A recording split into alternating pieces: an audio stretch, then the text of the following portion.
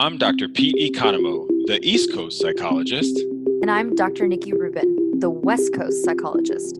And this is When East Meets West. Well, that was a nice little break, and welcome back to 2022. Hey, Nikki. Hey, Pete. Yes, we are. We made it to season 3. We did it. Can you imagine that season 3? I think we have now almost 77 episodes. It's like it's a lot of talking. It's pretty impressive. Pretty impressive. It's a lot of talking. And thank you, listeners, for those of you that are out there, mom, dad, whoever else, maybe one or two other people, colleague or so. Thank you for tuning in. But Nikki, it's good to see you. I think maybe we'll talk the last episode as we wrapped up season 2. We looked at, thank you so much for your knowledge there with intention versus resolution. I think that that's an important thing to carry with us into this January of a new year. Yeah. And tell everybody what we're talking about today. So today we're talking about perception. I got very excited when Pete recommended this. I mean, what was my reaction? It was very exciting. She's not joking. Yeah. Well, it was interesting because we were talking about what we would, start off with, and she wanted something Eastern. And I find it's interesting. I don't know, like when I do Dharma talks or whatever, it's I'm still learning. I teach all the time. It's I feel therapy often is like coaching and teaching. So I think when I just dive so much into just like Zen and some Dharma talks, like especially here on the podcast, I have to get better at that. Like, I think I just have to get more practiced. So when you asked about something more Zen, I was like, oh, what will that be? And then it just so turned out that, one of the talks that I gave on the new year was about perception. And perception, it was kind of amazing we haven't done one already really just committed to perception. Yeah, that's what Pete said. Well, when he said that word, I was like, yes, I love that. I love that word. And he's like, well, how have we not talked about it? I'm like, well, I mean, we've definitely talked about perception. It's just that all of these concepts are interwoven with one another. So we haven't devoted, a whole episode to but it really is its own episode. So I'm glad we're doing it. Yeah. That's why I was so stoked on it. I was like, yeah. So perception, how do you see its place, in your clinical work? Oh, my clinical work. I was even thinking just like as a human and beyond. Well, all right. Be a human. Yeah, well, be a human. Okay. First. I am a human first. Yeah. I mean, perception, it's an important word to label because everything we experience is filtered through our own perception. So I even like to think about it as just like very literally how the body processes information. This is where I get geeky into like, biological science and also physics stuff, but we're never experiencing the moment really, because the amount of time it takes, though imperceptible to us to, read the stimuli in our environment, go through our brain, be translated into electrical signals that, then present an image that our eyes are seeing, it's delayed, right? But we operate from this illusion that whatever our brains are seeing and telling us are like that's reality, that's real. And just the truth of the matter is everything that we experience is our own individual perception of something. Everything. I mean, so it's kind of like when someone will be like, oh, is that person hot or pretty or cute? It's like, well, that's about perception. It's like, as a very like superficial kind of tangible example, I'll just give us a definition because, I like to do that. So perception is the state of being or process of becoming aware of something through the senses, which I think that's important. And one of the ways that I talk about this a lot clinically is, like, say if someone's having like an issue within the family, as we just finished the holiday season. Yes. That's something that most of us listeners can relate to. So if you have 6 people at a dinner, you'll get 6 different stories about what happened at that dinner. Yes. And that is a really good example of perception. They were all at the same dinner. One person at the one side of the table is not right or wrong about what happened at the dinner. And yet you'll still get 6 different stories about what happened at the dinner. Yeah, because it's, the word, of course, perspective is also relevant here, right? So, whatever our perception or experience is, it's like, again, and I know I brought this up in the past about like the Piagetian experiments. It's like the perspective, like where you're sitting at the dinner table is a different experience. It's like the light's hitting you in a different way. You're hearing somebody's, tone in a different way because of something that happened to you earlier. It's like we're filtering in information. And, of course, this is where I'm so curious to hear, what the Zen perspective is on perception, because it's interesting as we're saying, talking out loud, I'm imagining like patients listening to this and going, well, but aren't you teaching me that mindfulness helps me experience things as it is? And it's like, yeah, that's what we're trying. As you see it, as you experience it, like what are the facts? Because as you see it is your perception, and however you feel it is your perception. So if I perceive that I'm anxious or in danger. Yeah, it's just so funny. I'm literally just having the reaction where I'm thinking like, oh, this could get really hijacked. Yeah. Because somebody can then start to say, I'm thinking of like, for example, like alternative facts, yes. Like somebody could say like, well, what are facts? Or and it's like, I do think it's important to let listeners know from just like a practical perspective, right? We can get very esoteric about things, but from a practical perspective, I'll say to folks like, look, if we surveyed 100 people on the street are going to say the sky is blue, right? And the sun is hot, right? Like we can agree that let's just say that's a fact. So I do just want to, put that little caveat in here before we get into this. But that caveat but that's exactly where people get stuck. So I'm glad that you're doing that, because I don't even need to differentiate fact from alternative truth or truths or opinion. The reality of it is, facts are facts. 1 + 1 is 2, right? There's no debating that, and the perception of how to write number 2, right? That's right. So that is an essential distinction, right? It's like one thing is reality and the other thing is our experience of reality. Like, so when I say 1 + 1 = 2, I might in my mind have a perception of a 1 and a 1 with a plus sign in the middle and seeing 2, right? That's sort of like relation. That's science. That's neurology. That's relational frame theory. Whereas another person out there just sees the number 2, and maybe they see the word in their language, like dose, or something like that, and so that's the power of the mind. Yes. Ultimately, that's what we're saying about perception. It's the power of the mind. And from the Eastern perspective, what we teach. And so one of the things my Dharma talk that was on the New Year day was about, this is not a different day. So we have this evening gatha that says like, this night your days are diminished by 1.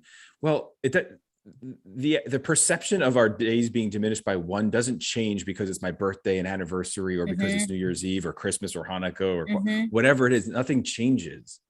And everything changes, right? Like it's like time is passing, or like you're aging, or sure, but it's nothing. Perception. But also we could say, fast. So I'm so excited we're talking about this. It's so fascinating to me. Yes, our perception changes, and like I'm reminded of the Buddhist like saying about like you're never looking at the same river twice, right? Because it's like it's constantly changing. It's like, and then people are like, well, what do you mean it's the same river? It's like the molecules are different, like the temperature. So it's like it's real dialectic showing up here, right? That it's both that nothing changes and everything changes at the same time. Yeah. Well, and because one of the teachings, like there's lots of koans around this, like, a student will come to the monk and say like, this woman said this, is she right? And the monk will say, yes. And then, but I thought that this was true. And the monk will say, yes, and it'll be that, when I talked about koans on here before, it's like, it's trying to help you get unstuck, get flexible in how you're perceiving what your perception is of the world. And so as a student comes and is asking about both of these scenarios, the monk's response is just simply yes.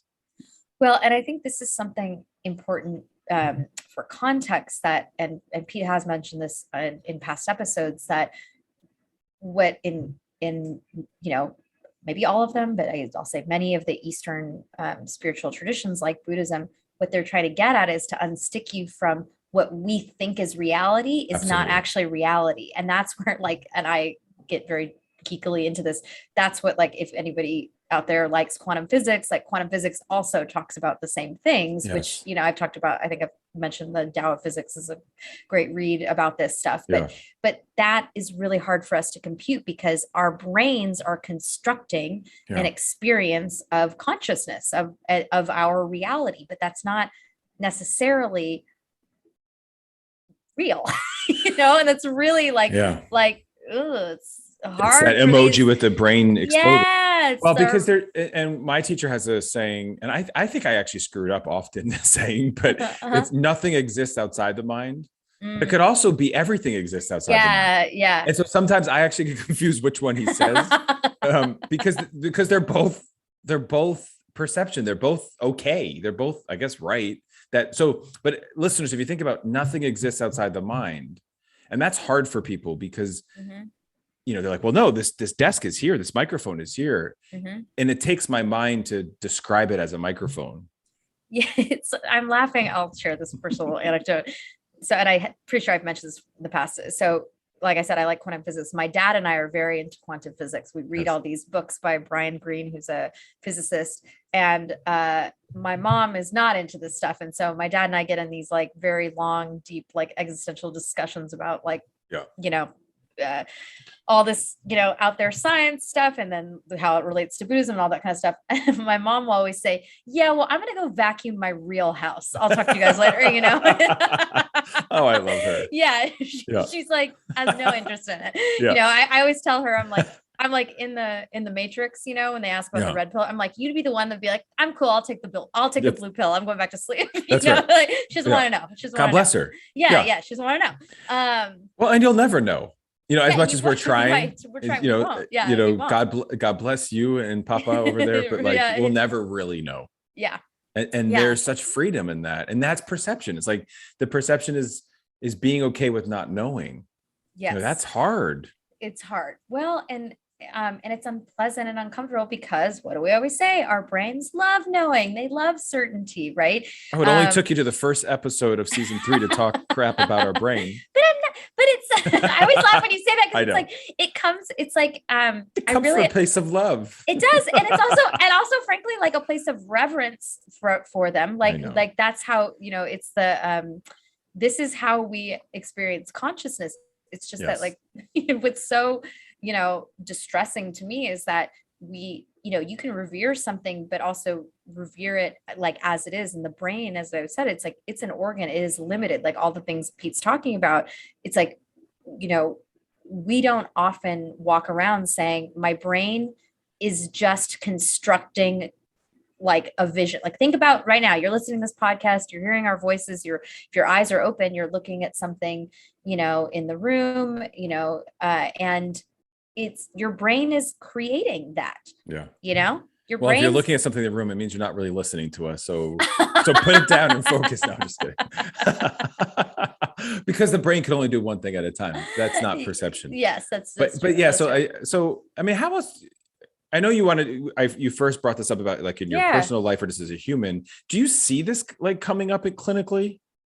Well, yeah. I mean, I think that's all we talk about. I mean, it's like, I guess it's interesting because I don't think maybe I'll start after this episode. I don't use the word perception that much. I use perspective like that. I say all the time, and judgment, right? That's something, though, again, just thinking out loud here, but maybe it's because perception then we start to get into these like stickier concepts of like consciousness and all that. But I love that because I bring in, and so do you, but I bring in a ton of spirituality. And I just think that's a big reason why this makes more sense, because it's like, if I have someone who's like, say I have an athlete who's like stuck with their coach, and I'll just help, it is perspective taking, but I'll help them practice some perception of even why they're responding the way they are to that coach, and really mindfully work on, non-judgmentally, like allowing to just let that go, and just see how their perception is likely what's interfering with them interacting with this person more constructively. 100%. And I think, I mean, I do the same. I mean, I think anyone clinically, I think that's what we're doing. I think it's just interesting, sort of like what you're describing today, though, in terms of like how the East talks about that word. I think maybe the reason I don't, and maybe it's different for you, but the reason I don't end up talking about it is because it's probably taking away. It's so deep and in there. It's like maybe the folks that I'm working with are like needing more tools around in some foundational things, like just practicing mindfulness at all, for example, or recognizing what their mind is saying to them, that they're evaluating things, that kind of thing. But I think that this concept of perception, because even I was thinking, like, when you read the definition, it didn't occur to me, but perception isn't just, again, cognitive or visual. It's like again, if someone is, if someone's not sighted, or they're deaf, or or even if you're you have access to all the senses, like there's perception in like tactile perception. Absolutely. I hadn't I hadn't thought of it that way before. Yeah. I mean, so through all of your senses, and that's how powerful, I mean, I guess arguably the mind is the driver of these perceptions, right? Yeah. It's like the conductor, it's the cruise director, it's the pilot. And the translator, I think. It's the translator. Right? That's better. It's the I just saw, what was that? Nicole Kidman in that movie, The Translator. There's a movie like that. I don't know that movie. Oh, really? You have to, it's actually pretty, I don't know. It's not called Translator, but she's working at the UN and she's the translator. And there's I did not remember that movie, but I will check it out. I'll see it. Google it. I'll Google it. But it's the translator. I like that. Right? Because this is where it gets back to like the brain is taking in whatever stimuli. So like sensory information through the eyes, the ears, on your skin, right? And then it's creating sensation and sounds and things that you see. I mean, we don't think about this stuff. We just walk around going like, yeah, this is reality. Well, I think we through the practice of mindfulness, we certainly are more aware of it. So we are, but I'm saying, but default, we're not. That's not our default to do that. Well, I mean, arguably nothing is our default. Default would be like eating Oreos, drinking a bottle of wine, and just sitting on the couch with my hand down my pants. It's quite a visual. I mean, I don't know, someone from like Family Guy or something, but like it's I honestly like. This stuff takes more work. I find I'm at a place now where it's rewarding. I think I do find, of course it has led to more peace. I embrace uncertainty. I embrace, suffering, because I could realize it's about the perception. I see how much my perception impacts and interacts with all of these moments of every point of my life. Yeah. Well, and I guess I'm curious, just especially from the talk that you did, like what are some of the other sort of I don't know, guidelines or thoughts that a Zen perspective has on the concept of perception, or like are there any other like koans or teachings that sort of help with this? I mean, I'm going to say the majority of them are, if not all of them. I guess that makes sense. But it's usually around what we would call dialectic and what Zen would call duality. So it's often around that. So like I'll read, it's like Zen maintains a stance of not one and not two, that it is a positionless position. And so where not two means negating the dualistic stance that divides the whole into two parts, while not one means negating the non-dualistic stance occurring when the Zen practitioner dwells in the whole as one. So there's a lot of like, it's not looking at like one or two or splitting things up. It's really about trying to get to a place of positionless position. And I think I've said on here, like perfecting imperfection. Yes. It's Well, and I wonder if there are people listening going, well, like, what's the point of that? Because like, go back to my mom, she's like, I'm gonna go back into my real house. And it's like, it makes me laugh every time. I love it. Me too. And it's like, because there's truth in that too. Like we do need to go vacuum our house. Like that's the thing. Yes. It's like these concepts, like the point, I mean, I guess my perception of this would be that the concepts are about understanding and, expanding awareness of what is, though it doesn't mean not living in your life, I think is important to say. Yeah. I think it's actually the opposite. It's kind of like mindfulness when you teach in the beginning, you're like, don't judge, just be, experience, what is it? In the present moment on purpose, not judgmentally. And people are like, well, that's boring. It's like, and then it's really fulfilling. Yeah, totally. And that's the same thing about perception. It's not to say I'm like, look, I like how sometimes my perceptions are distorted. Like sometimes I'm like, I'm with it. Like, yeah, that's great. I can just laugh at it, like have fun with it versus the suffering that would otherwise occur. Right. Well, and then I'm sure there are times where it's not so fun, right? Of course. Like, that too, which is like, I think like sometimes, back to like what you just said about like, perfecting imperfection. It's like Yeah. having this information isn't going to cause any of us to not struggle, right? Or not be bothered by struggle, right? It's just it's about learning to move with that, and then to the point that you just made, and then there's space to more fully connect with the things that are fulfilling and we do Yes. want in our lives, right? And Yeah. that's the part, again, we say it over and over again here on When East Meets West, right? If we want access to that stuff, we have to be willing to make room for the uncomfortable stuff first. You have to be able to experience that. So what a way to open up season 3. Thank you, Nikki, for your pearls of wisdom, as always, from the behavioral perspective. And I'll leave with a quote as we embark into 2022. We who look at the whole and not just the part know that we too are systems of interdependence, of feelings, perceptions, thoughts, and consciousness, which are all interconnected. This has been When East Meets West. I'm Dr. Pete Economo. And I'm Dr. Nikki Rubin. Be present, be brave. This has been When East Meets West. All material is based on opinion and educational training of Drs. Pete Economo and Nikki Rubin. Content is for informational and educational purposes only.